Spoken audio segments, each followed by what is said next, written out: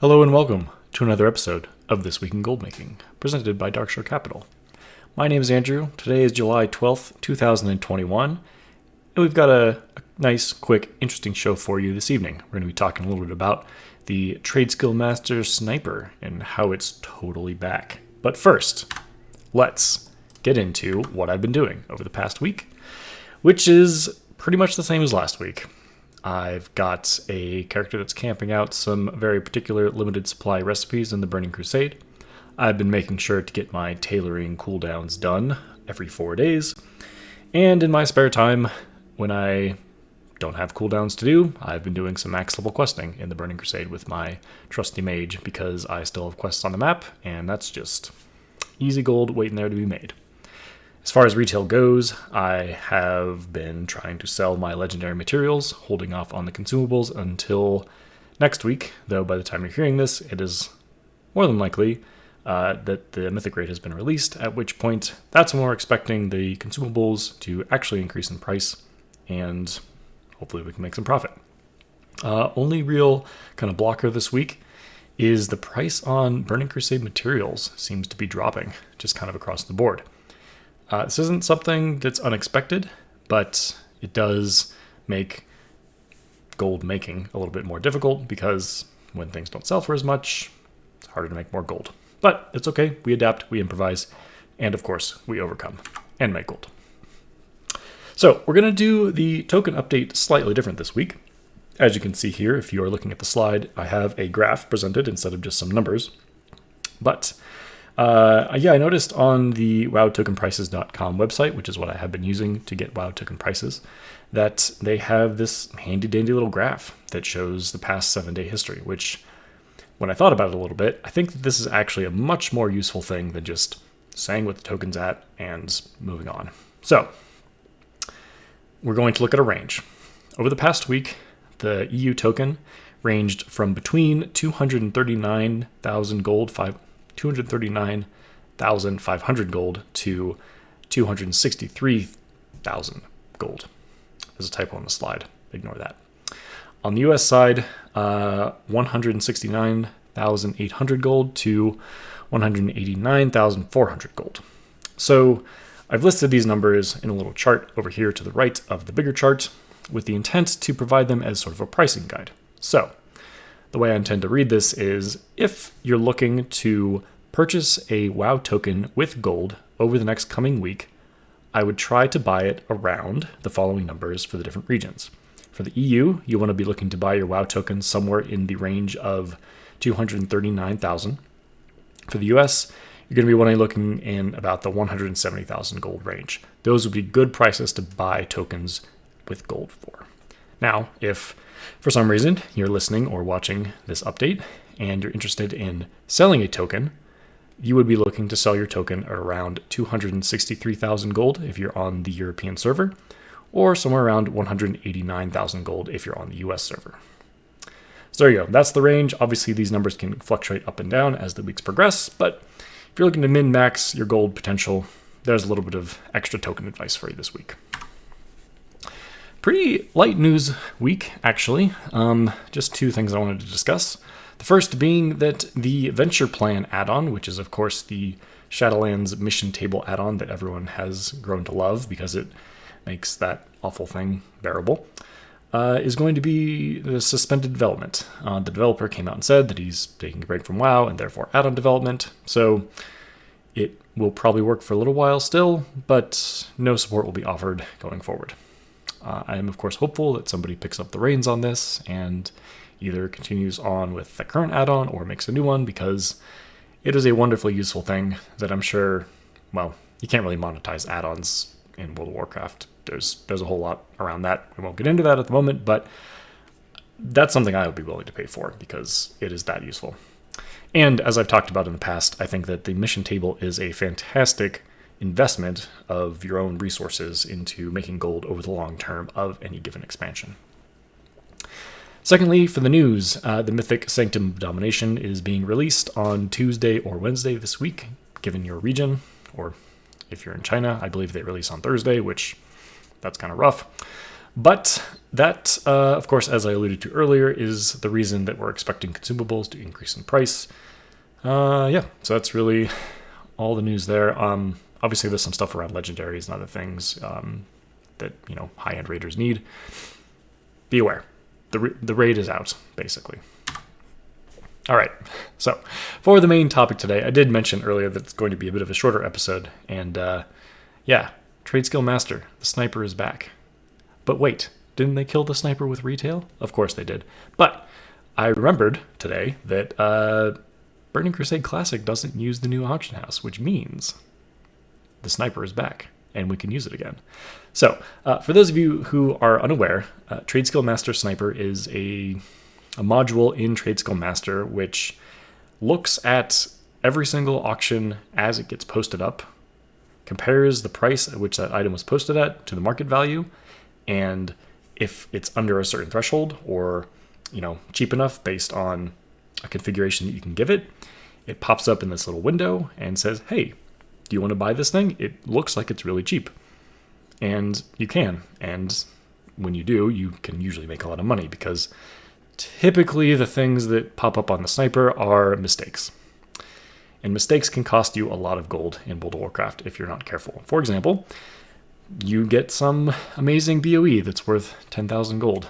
Oh, you forgot to type a 0 and you posted it for 1,000 gold. Well, now you're out 9,000 gold because you messed up and somebody made a profit on it. We won't get into the ethics of this. I've talked about that at length in previous episodes. Yeah. But Trade Skill Master Sniper is back, and it's a great way to make money if you have the circumstance where you can have your World of Warcraft client open, say, on a second monitor while you're doing something else, and just have the sniper kind of ding at you whenever something interesting pops up. There's some settings in there that allows the client to play some noises when it finds something. There's a bit of fine-tuning that goes into it. So it's very interesting. The Trade Skill Master 4 interface with the groups is actually pretty easy to kind of set up sort of a blacklist for items you don't want to see. So, for example, I've noticed in just a little bit of time I've done some Burning Crusade Classic sniping that many things pop up at or very right below the vendor price for the item. So, for example, some cooking meat vendors for 30 silver. Somebody posted up on the auction house for 30 silver. Well, because of the equation that Trade Skill Master's default thing uses, it pops it up in your window because it says, hey, you can probably make a profit on this. It might be just 1 copper, but it's still a profit. I'm not really interested in 1 copper profits, so I just added that to kind of like a group that doesn't get looked at when Sniper doesn't scan. So some fine-tuning there to help you kind of avoid the extra stuff you're not really interested in. You can, of course, get into the very complicated equation that the TSM Sniper comes with out of the box and adjust all those things. Maybe we'll get into that a little bit more in depth at a later episode, but for now, I just wanted to bring it up that if you're playing Burning Crusade Classic and you have some downtime, perhaps consider running the Sniper, and you might come up with some great deals. It's very hit or miss, but it is very exciting when it happens, and it is good. Okay, so we're going to move on to the Bullish and Bearish screen. I had a brilliant idea that anytime I made a change to this, I would perhaps maybe underline the thing that changed. Seemed like a reasonable thing to do, to call attention to it, of course. So the 2 things to call attention to here are, of course, boosting Mythic Plus and Torghast being moved into the Bullish column. This is obviously not going to be something many people have access to be able to do at the moment because gear is at such a premium. The Mythic raid isn't even out at this moment when I'm talking. But if you have the capability to do PvE boosting right now, I guarantee you the amount of gold you can make for it is through the roof because people will pay a premium when there is a low supply. Effectively, there's a low supply because there's not many people capable of doing the boosting. Therefore, the price will go up to compensate. And then over in the Bearish column, I changed this one from moats and primals to just general TBC flipping. Something that I'm starting to pick up on and theorize about is that the markets are actually very efficient in the Burning Crusade Classic. Just doing a little bit of sniping today, seems like there's not a whole lot of variation in prices. Like obviously there's going to be the odd thing here or there where people, make a mistake, but for the most part, the margins are pretty tight when it comes to materials and just things in general in the Burning Crusade. I'm obviously going to be keeping an eye on this going forward since Burning Crusade is sort of my main game at the moment, and I have a lot of gold to make in it for a bunch of epic flying mounts that I'm going to be purchasing, hopefully, for all my friends who are playing it. So, yeah, more on that as more develops. Just a couple questions here today. So, I was thinking, as I often do, and I remembered this was actually, if I'm not mistaken, on the same week or right before the week that the Burning Crusade Classic actually launched. Somebody asked a question on the WoW Economy subreddit that said, what kind of gold making things can I prepare for Wrath of the Lich King Classic? And of course, there were many answers which more or less ridiculed him and said, what are you doing? Why are you even thinking about that? That's so far in the future. You're looking at least like 2 years down the road. And I tend to more or less share that sentiment that it's probably really not worth your time trying to think about this far in advance.